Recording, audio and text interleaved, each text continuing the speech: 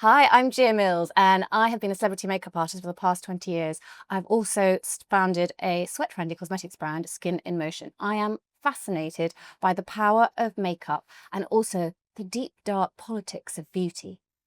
On True Reflections, you get to peek behind the curtain and find out what your favourite celebrities feel about their appearance when the glare of the media is upon them. So who is with me today? Today, my guest is one of three sisters and a paternal brother who together make the Kardashians look like a pound shop family of models. A charity founder in helping raise awareness for cancer with Lady Garden Foundation, a Prosecco maker with her company Della Vite, and once Selfridge's leading personal shopper. I'm delighted to welcome, to find out her true reflections, it's Chloe Delevingne. Thank you. Take me back. I love hearing about people when they're younger. So when you were younger, Chloe, tell me what was your sort of, who did you look up to? Who was like, oh, wow. Who in the sort of media or family did you go, gosh, you're rather... My grandmother was amazing, a true beauty, and used to have, up until she died a few years ago, and but still had kind of lipsticks and skincare from way back when, and I still remember the smells of that. She used to smother her face in Vaseline once or twice a week and sleep on it with it on like that, and she had amazing skin. And I remember just going into her bathroom and playing with all her endless baskets of little knickknacks of makeup, still not knowing what to do with it, but absolutely loved it. The different perfumes, the different smells like that. In terms of kind of celebrity people, was there anyone? I don't know. I was always transfixed by the kind of original Amazonian supermodels. Yeah. You know what I mean? But that kind of, what I always thought was kind of natural beauty. I don't know how much the of sort of it's Elle Macpherson and the... Elle Macpherson's, the Claudia Schiffers, strutting down the catwalk in the Versace in those dresses and just kind of going, wow. Yeah, it was a big thing then. I think it was a real moment, and I think they try and recreate that now. But I think too many people try and recreate it, so it just blurs, and you don't have that moment that was like that cover of Vogue with the supermodels on. I mean, it was just jaw dropping, right? And it was really it made you just go, what, that sort of glam. But it wasn't something that I was necessarily envious of or wanted to emulate, because they're not really of this world. No. It was something that you could really genuinely see true beauty in. Yeah. It was something, and the way that they wear the clothes or stuff, it's just, I absolutely loved it. And then so growing up, you were spending a lot of time in London. Grew up in London, only moved out of London when I had my first child. So always in London. Any top makeup fails? Anything that ever went a bit awry? Yes. A couple of things. I mean, I had often many hair disasters of trying to, as a teenager, of dyeing my hair, attempting to dye my hair various colours. I went black, then tried to bleach it, and it ended up going white in the middle and orange down the sides, so I looked like some sort of striped tiger. And then as a tween, I did a photo shoot for Bratler magazine, which was the teen edition of Tatler. And I had train tracks, and I matched the different multicoloured elastic bands of my train tracks to my nail polish, which was hard candy nail polish. And I have this picture of doing this, and it was just... When I see you next, I would love to see those photographs. I just love to see... I think you can Google them, and it is just... I feel for that little girl very much. Oh, so what were you, about sort of 13, 14? Yes. Oh, bless you. And then short hair and striped. It was just, I don't know. Were you quite chuffed at the time? I didn't have the confidence to say no. And I was never a big person of kind of looking at myself in a mirror. Yeah. Maybe I should have done. God. Because I mean, back in the day, I'm a bit older than you, but I do remember you being a kind of party girl in London and knocking around. So were you kind of having a bit of fun back in the day in London? It was a whole... Yeah. It was good fun. Yes. So I was educated in London up until I went to boarding school for the last 2 years. But then I also went to university in London. So, born and bred, go out a lot and just loved a bit of London life. The wild London life with your strange tiger hair. Quite relaxed. It was a bit more, we felt much more safe when I was younger, I think, in London. I'd happily kind of get on the bus or get a mini cab with my friends or go hang out in a park, and I wouldn't let my kids aged 15, 16 do that now. Really? I don't think so. I know. But then again, they're country kids. Okay, so they're not got that kind of like savvy. No, they come to London and they're absolutely terrified by the noise and the mess. And did you teach your two sisters about anything beauty-wise? What? No. No. They definitely teach. I mean, they still teach me now. I mean, I'm going to be seeing them later, and they're definitely going to be the ones putting on some added makeup. Do they stuff. kind of go, oh, Chloe, we need to, can we sit down? No, they're really not pushy like that. I ask them. We're all quite individual in our own ways, and actually, to be fair, neither of them care massively about how they look. Well, you've all got such a lovely natural beauty, because I've done your sister's makeup, both your sisters before, and they just got such lovely energy about them already, and they don't really need a huge amount anyway, because they've just got this sort of real ethereal beauty, both of them, and they are very, very different. Yes. You are all such different characters. Yeah. Cara, I remember trying to do her makeup and she couldn't sit still. She kept jumping up and I was like... No, she's either one extreme to the other. She's either fast asleep in the makeup chair or just kind of chatting and moving. And then jumping up and down. I was right, she's like a moving target. And then we'll be passed out. And then whereas Poppy's just she's quite very calm and collected, sticks to her schedule and just knows what she's doing. Yeah. She's definitely the more... She's like a swan. Yes, exactly. She's very elegant and just calm. Because what I love is all three of you are so different. But I think, what would you say people don't know about you that would be like, oh? I don't know. That apparently I'm the most stubborn of the three. There's one thing that I know that I think people would be surprised about. Okay, good, because I can't think of anything else. Is that you are, you studied biomedicine?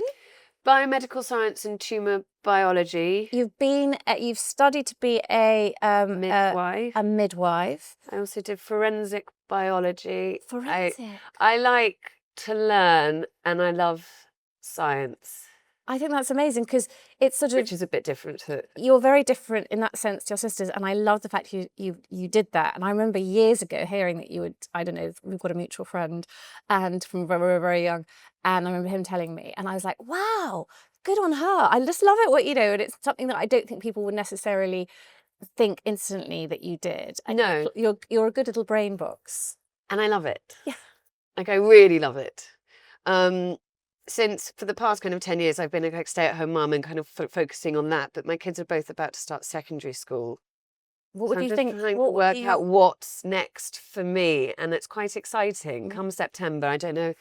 I'm quite liking the idea of maybe going and becoming like a biology teacher or something like that at a school and just doing anatomy with kids. The idea of helping kids like learn and get interested in science is now really appealing to me. I mean, who knows? I used to faint in all my biology classes because I can't, Oh, trust me, that used to happen. Even at university, we would do kind of anatomy classes where we'd have to do dissections on actual human bodies. Oh. And people would pass out in the chest cavities. I can't talk about, when someone talks about any... I know, that's a bit gross, but yeah. Well, you do get to see the body inside and out, and you have a different view of it, because I see these the way that the human body works is just completely fascinating to me. It's beautiful. It is. It's kind of very well designed. Inside out. Yes, it's just amazing. There's a few design faults here and there.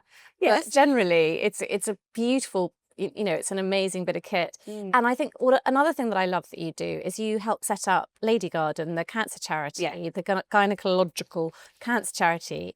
Tell me a bit more about that, because I think it's an incredible endeavour. Thank you. When I was 21, I was at UCL and I was writing my dissertation about the HPV vaccine and cervical cancer, and noticed that I had a number of the symptoms. The NHS at that point, I was still too young to go and have a smear test, so I went to see a private doctor, and I had the stage before cancer in my cervix, so I had to have half of it removed. And a number of years later, I was working at an all-female health club, and a number of the other women there had either lost a mother to ovarian cancer, or a friend, or had similar cervical cancer issues as me. And we together founded the Lady Garden Foundation. So it's all about raising funds which most goes towards the Royal Marsden Hospital in trying to find cures for these cancers, or my main thing is to raise awareness and trying to get people to talk about their gynae health, women obviously, and also to men. So, you know, you don't kind of feel embarrassed to say the word vagina or talk about odd symptoms or bleeding or anything. I think it's really important to get rid of that taboo, because if women can talk about it, it will save lives. So what are the symptoms of us, you know, what symptoms do you find out about that made you go, oh, I need to get this checked out? Irregular bleeding when you're not on your period, and painful sex.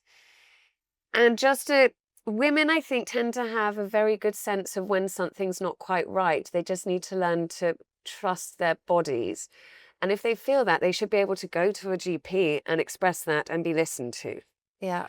It's quite difficult, but I think the more we build women's confidence around this area, the better we will be heard, the better they will feel about having the confidence to do it. So how can people find out more about Lady Garden Foundation? Website is www.ladygardenfoundation.com. .com. Yes.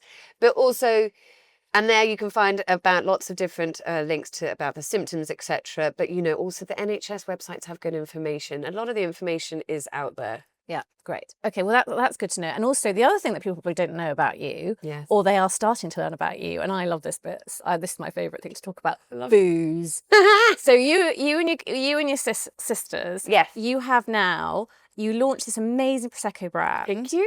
And we've got some here, and we're going to do a bit of a tasting of your new, like, pocket-size cans. Yeah. Tell me about how it all started. What's the kind of the background to it? We have always wanted to do something together. But as you said earlier, we're all quite individual and different from each other. So trying to find something we could work on was quite difficult. We've got very different fashion senses. We've got very different tastes when it comes to stuff like that. But what we did agree on is we love to be together and to have fun together. So we landed on doing a Prosecco brand, because as a family, we've always used Prosecco as something, whether it be as a celebration or just, you know, when we find ourselves together sitting in the sun in the garden or something like that. So we came up with the Della Vite. I am the chief taster. That's my job title. And I love it. You know, the cocktails are different, but at the moment, our actual Prosecco, we have a non-alcoholic, our pink DOCG and our white DOCG. But it took a long time to decide on the actual liquids themselves. But, you know, we went through that's what they call them. The Prosecco.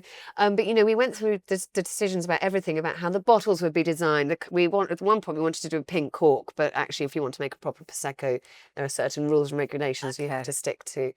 But we've been really involved with every step of the way. It's quite because it's quite a classy, and I love the kind of the how you're making it. So it's like vegan. It's made in a beautiful, you know, it's not like this mass produced. No. And that's what I like about it. And it's got a nice level of alcohol in it, and it's not no added really heavy. sugar, which is important, and I think really helps with the hangover. I know. I was going to say. The added sugar, I mean, I find that sometimes when you drink like some of these non-alcoholic brands, is that they can just be so filled with sugar, you still get a hangover. And that just seems completely crazy. Like, you don't deserve a hangover if you're not drinking alcohol. Well, exactly. And also, I think the other thing is, when you wake up the next morning, you know, thinking beauty angles, which I always do, you just have that horrible puffy face. Yes. You look really tired. Yeah. Particularly if you've got loads of those impurities in it. You've got, you know, too much sugar, and you just wake up the next day and you're just like, oh my God. I mean, I know lots of tricks. I have a cold shower and like put my head under a really cold shower. And the night before or in the morning? In the morning. But still, don't you wake up and you just open your eyes and you feel a bit like, oh. But that actually wakes you up. Apparently, Chinese medicine, if you put cold shower on the back of your neck for a couple of, like, 30 seconds or something, it really, all the blood going to your head will be cooler, and it clears your head. And if you put your face under, it really brings, you know, when you've got a hangover, top tip, you literally put your face under a cold shower, and it really does get the circulation going, and you're less puffy. And anyway, how long for? As you long have as to you really can. psych yourself up into that, though. I'm training myself, but it really does help, and it really does wake your brain up. And anyway, that's my top tip. Well, thank you. Anyway, back on to this. So your new pocket-sized cans. So you can fit loads of them in your pocket, most importantly. Well, yes, I discovered at Glassmare's wearing my Martha stance, which has 2 pockets on the front and 2 pockets in the back, and I can fit 4 in each pocket. So it will last if you're out all day. I want to try. I'm going to try the non-alcoholic one.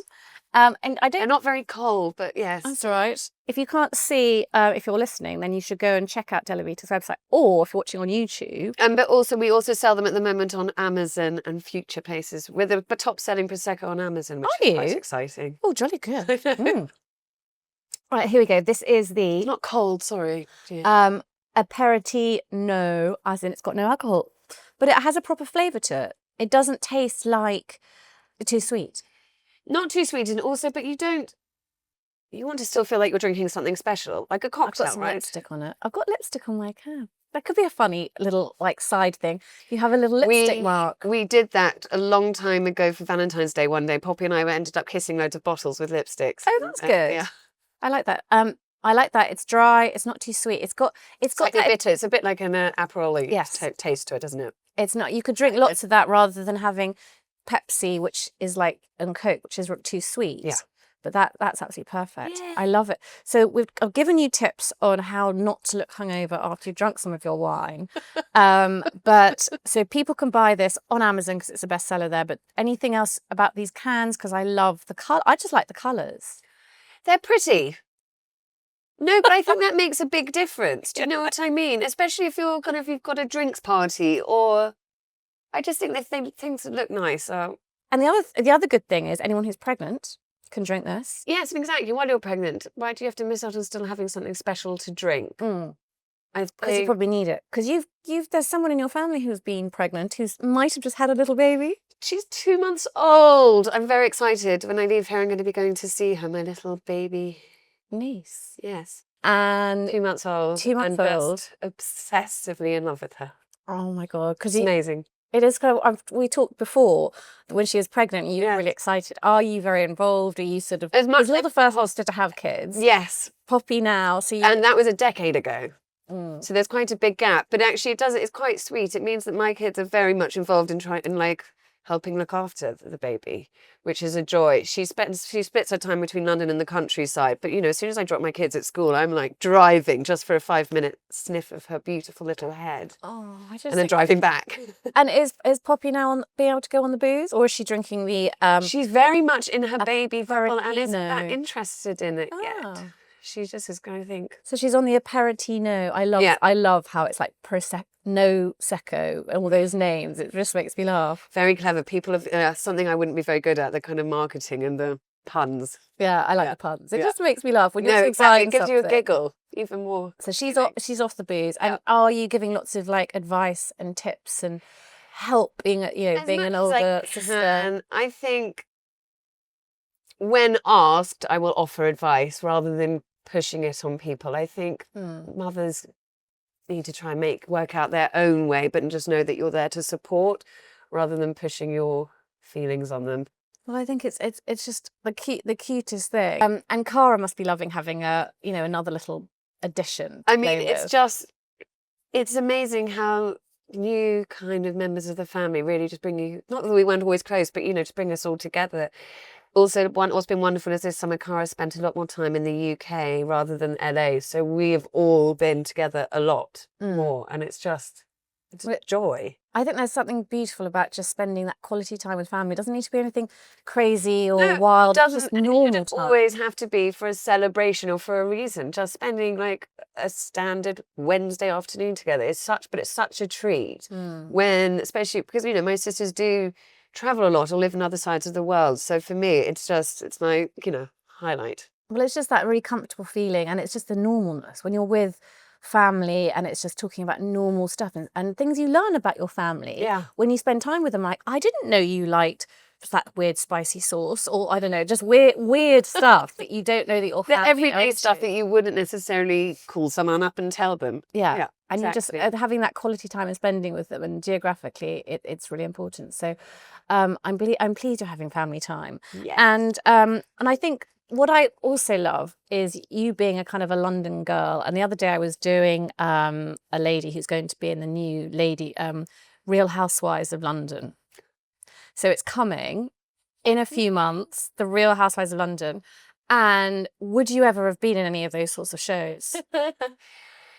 Years and years and years ago, I was contacted by the people from Made in Chelsea didn't say yes, obviously, and then got contacted by a company again, not many, however many years later, and I was expecting to be asked to be made in Chelsea again. Of course, it wasn't. By that point, I'd kind of passed the point of no return, and it was Ladies of London, which was a bit of a... Because the Ladies of London, is it going to the Cotswolds? Yes, there's Ladies of the Cotswold. I wasn't asked to be in this one. Okay. Which I'm terribly upset about.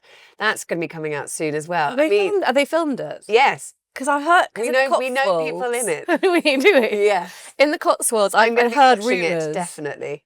Because it's how they spin it as well. When they film it, they spin it in a whole nother way. Because I was up doing, because there's Ladies of the, is it called Ladies of the Cotswolds? Yes, I think it's Ladies of the Cotswolds, and then there's Real Housewives of London. Because the Real Housewives of London. Which Poppy was rumoured to be in, but is not. No, because I did one of the ladies who's going to be in, I think she's going to be the main star. She is such a great character. Amanda Caroline, she's brilliant. And I know Juliet very well. I do. Yeah. And I did her makeup, and I think because they have to pay to have their own team doing their makeup and doing all their clothes and doing everything. I think the shows, they don't pay them a lot of money. It's about what you get at the end of it. Yeah, but they don't supply any makeup artists, anything. So it's real life, obviously. No. Come on. But I think it's going to be really fun watching it. And would you ever, the Kardashian style with you and your sisters, would be a hilarious one to have a bit of a show. Once upon a time, we did a shoot for one of our Delevingne products, and one of the team behind all of the videos and photos, etc., made a spoof-off kind of advertisement for kind of keeping up with the Delevingnes, and it made me laugh so much. We would never actually do it, but my God. I mean, of course, if it's your own life, it would be quite fun viewing, but I mean, maybe it would be a nice way for people to actually understand what we're all really like. But no, realistically... You could teach everyone a bit of biology. That sounds fun. I know, I'd watch that. But I know, because I've been hearing in the Cotswolds lots of rumours about, so-and-so might be in the Ladies of the Cotswold or Ladies of London spin-off. I know a definite 3. And they've started filming it. Yeah. Oh, cool. Well, I think that's going to be really interesting, having both. I think they might maybe finished. Oh. Well, I think it's going to be really interesting, because there'll be these two, both vying for attention, which one's going to kind of I know, and considering we kind of both know people in both, it'd be quite ooh. Well, I'm just going to be looking at their... Not that I need any more reason to work. I watch so much TV because, I literally come in bed by 8:30, 9 o'clock most evenings with the kids. So I love a new TV show to kind of get my teeth into. There's some brilliant ones. There's a Kardashian one when she's a divorce lawyer with a really amazing cast. Oh my God, I've got to show you the... Has it started? No, it's not till September. Okay. As well as Celebrity Traitors, I can't wait for. I've never watched The Traitors. I'm not a reality TV person. Cannot stand it. But this? Oh, apart from the Real Housewives of London. I know. I always like it when you kind of see places or if you know someone, I'm I'm there. I get very overexcited by things like that. Even though it's on telly and you're like, well, no, I know. It's still really fun. But yeah, so I'm looking forward to that. But whilst it's summer, I feel really bad watching too much telly. But when I hit it's been so hot though recently. Yes, we got a little French bulldog in February, and my vet has said specifically, because they call them bracky because they've got not a proper snout. She's categorically not allowed outside of the house in anything over 30 degrees. So the past few months, I've been sitting inside just with her on a cooling mat and a cooling bandana, stroking her. I've got a cooling bit of TV. I've got a cooling face mist. You can I know. You can spray her. So when it's hot, do you wear a little bit of makeup? What would be your go-to if you're hot? Well, no. Biggest thing in the heat and the sun is a hat. Yeah. I can't. I go very, very red very, very quickly. And actually, I adore your SPF lip balm. Because I have before burnt your lips, and although they may look like you've had a bit of something done to them and they swell a bit, it's not particularly good for you, I don't think. No, so wearing an SPF lip. People forget they put their SPF on the face, nothing on the and not on the lips, yeah. And then you kind of go, oh, I burnt my lips. So that's why we made a SPF 30 lip balm that's got a bit of a tint on it, and you can also put it on your cheeks. So you get where these are the tips I need. Okay, multi-use. I'm not here for that. Multi-purpose. Yeah. And anything else that sort of what SPF do you use? 50.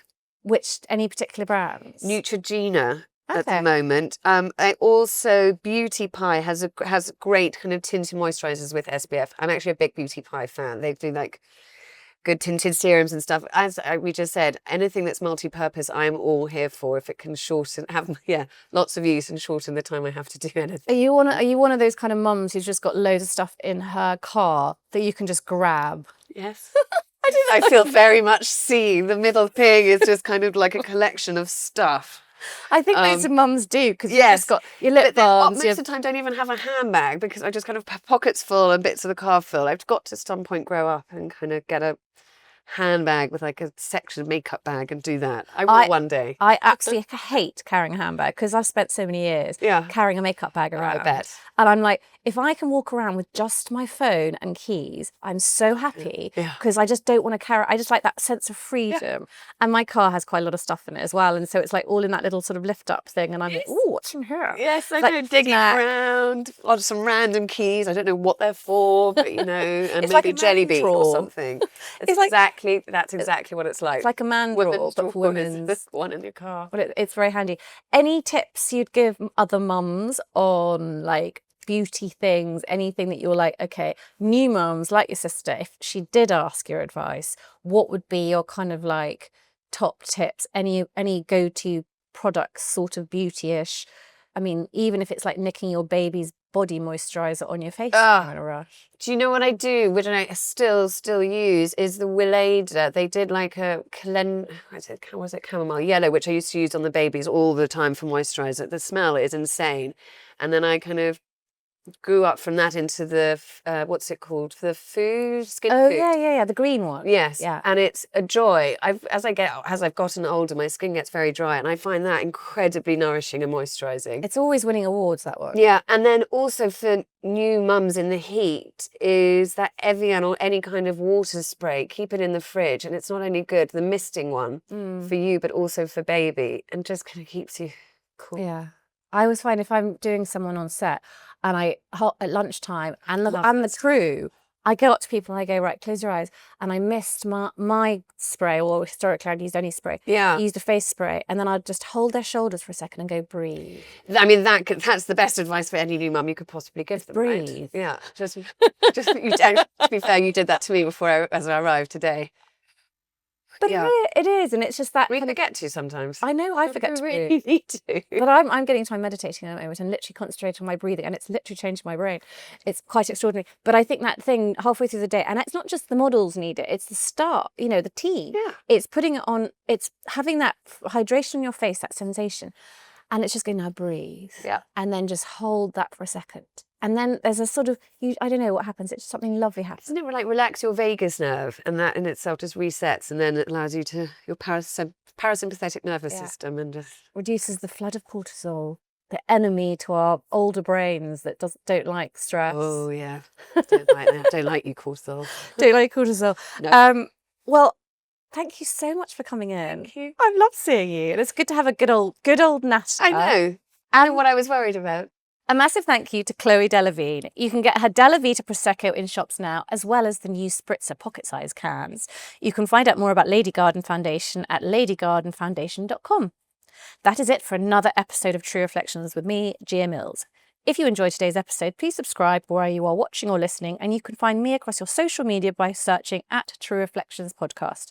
I'll be back next week with another celebrity to talk through their beauty experiences, their favourite products, and delving deeper into how the ideals of beauty shapes not just our physical appearance, but also the core of our identities. Until then, have a lovely week.